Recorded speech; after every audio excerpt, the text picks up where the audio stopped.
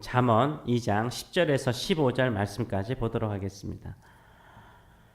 곧 지혜가 내 마음에 들어가서 지식이 내 영혼을 즐겁게 할 것이요 근신이 너를 지키며 명철이 너를 보호하여 악한 자의 길과 폐역을 말하는 자에게서 건져내리라. 이 무리는 정직한 길을 떠나 어두운 길로 행하며 행악하기를 기뻐하며 악인의 폐역을 즐거워하나니 그 길은 구부러지고 그 행위는 폐역하니라. 아멘. 우리 말씀을 가지고 내 마음은 항상 즐거운가, 내 마음은 항상 즐거운가 라는 제목으로 같이 은혜를 나누기로 원합니다. 지혜라는 것은 첫째 근본적으로 하나님께서 우리에게 보여주신 하나님의 말씀이죠. 두 번째로는 지혜라는 것은 하나님의 임재 가운데서 보여주는 하나님의 섭리, 하나님의 뜻, 하나님의 인도하시는 길을 발견하는 것, 그 길을 향하여 나아가는 것이 지혜입니다. 우리는 이 지혜를 간절히 사모하며 살고 있는지요? 이것을 간절히 얻고자 하는지요? 주변에 하나님의 섭리와 하나님의 길들이 있습니다. 하나님의 임재가 있듯이 하나님의 지혜가 우리 주변에 널려져 있습니다. 보물찾기 하듯이 누구나 찾을 수 있는 거예요. 간절히 찾고자 하는 자에게 지혜를 얻도록 하나님께서 역사하십니다. 그러면 지혜를 간절히 사모하는 사람은 어떤 사람인가요? 그 지혜를 얻었으면 그 지혜를 어디에 둘까요? 네, 마음에 두는 사람이에요. 10절의 말씀을 보게 되면 지혜가 내 마음에 들어가며 라고 말하고 있어요. 지혜를 내 마음 안에 영접하는 사람으로 표현을 하고 있습니다. 예수님을 우리가 영접하듯 지혜를 우리 마음속에 영접을 해야 되는 거예요. 요한계시록 3장 22절의 말씀을 보게 되면 이렇게 말하죠. 볼지어다 내가 문 밖에 서서 두드리노니 누구든지 내 음성을 듣고 문을 열면 내가 그에게로 들어가서 그와 더불어 먹고 그는 나와 더불어 먹으리라 라고 말하고 있어요. 교제하신다라고 말하고 있어요. 지혜를 받아들이잖아요. 그러면 우리 주님께서 들어오셔서 우리와 교제하시는 거예요. 교제하시면서 우리의 삶의 가치와 의미가 어디에 있는지를 가르쳐 주는 거예요. 우리가 어디를 향하여 나아가야 되는지를 인도하여 주시는 줄 믿습니다. 그 안에서 하나님의 임재를 경험할 수 있는 거예요. 늘 우리가 하나님의 말씀 또 하나님의 임재 속에서 들려주는 하나님의 음성들을 늘 받아들이는 영접하는 마음을 가지고 살아가시는 저 여러분 되시길 축원합니다. 그러면 어떤 마음이 생기는 거예요? 마음의 즐거움이 있어요. 일상생활이 즐거운 거예요. 하나님과 동행하는데 어찌 즐겁지 않겠습니까? 받아들이는 사람이 복이 있는 거예요. 하나님과 우리는 격이 다르죠. 같다라고 생각하지 마세요. 격이 다르죠. 우리는 피조물이고 하나님은 창조주이십니다. 그래서 하나님께서 하시는 말씀은 우리는 뭐 해야 돼요? 들어야 되는 거예요. 들어라. 항상 따지려고 하면 그 말씀이 우리에게 들어오지 않아요. 따지는 것은 마치 문을 두드리면 누구세요? 알았어요. 가세요. 라고 말하는 것 같습니다. 우리는 하나님이 어떤 말씀을 주시든지 어떻게 해야 돼요? 받아들여야 돼요. 받아들여야 돼요. 그 영접해야 됩니다. 그러면 이렇게 지혜가 내 마음에 들어오면 어떤 축복이 있습니까? 10절에서 12절에는 네 가지를 말하고 있습니다. 첫째, 즐거움을 준대요. 즐거움을. 이게 참 중요한 말이죠. 10절 말씀 지식이 내 영혼을 뭐하게 한다며? 즐겁게 한대요. 내 영혼까지 즐겁게 한다라고 말하고 있어요. 지혜의 말씀인 하나님의 말씀이 들어오면 어때요? 내 영혼을 춤추게 만들어요. 나를 즐겁게 만들어요. 나를 즐겁게 만드는 거예요. 우리가 맛있는 음식을 먹으면 어떻습니까? 우리 마음이 즐겁지 않아요? 우리 몸도 즐겁지 않습니까?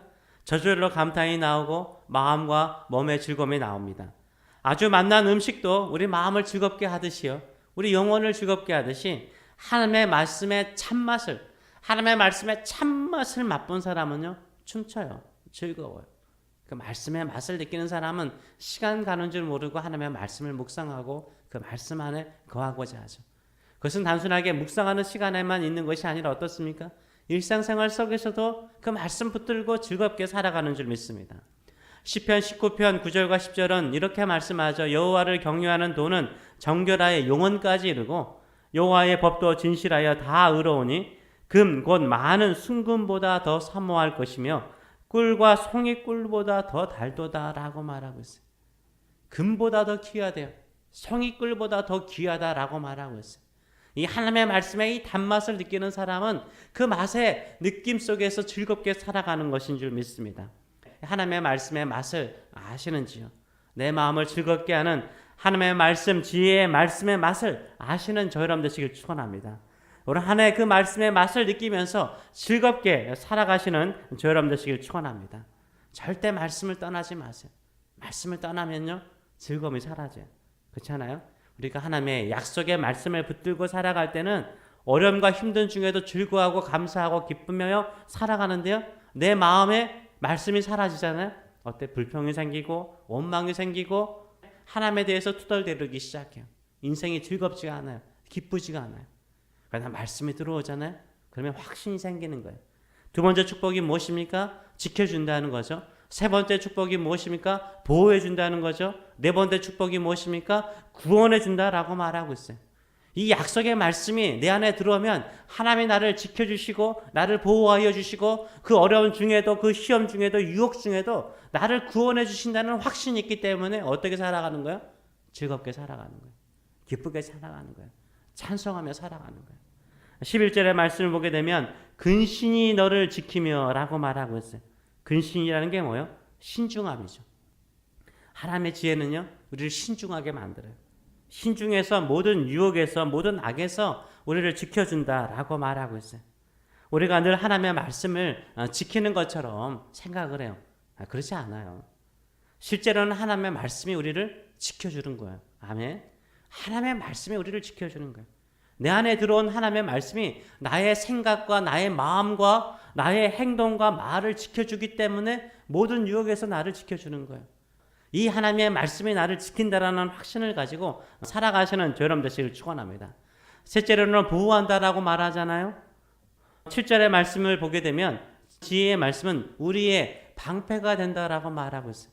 말씀은 항상 우리의 방패가 돼요. 위기에서 어려움에서 날아오는 불화살을 지켜주는 보호가 되는 줄 믿습니다. 이런 믿음을 가지고 하나님의 말씀을 내 마음에 두시는 저 여러분 되시길 축원합니다. 네 번째 구원한다고 말하잖아요. 12절의 말씀을 보게 되면 악한 자의 길과 폐역을 말하는 자에게서 건져내신다라고 말하고 있어요.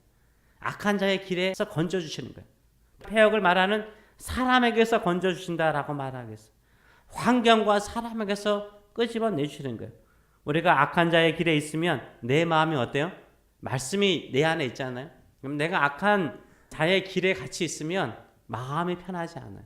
마음이 매우 불편해. 왜냐하면 내 안에 있는 하나님의 말씀이 싸우고 있기 때문인 거예요. 나를 지켜주기 때문인 거예요. 나를 구원하기 위해서 나의 마음을 불편하게 만드는 거예요. 그거 어떻게 해야 돼요? 나와야죠.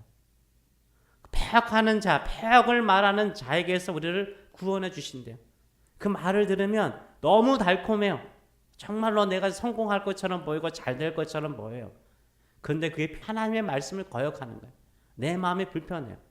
그 폐역하는 자의 말을 들을 때 불편하잖아요. 그 자를 떠나게 해주세요.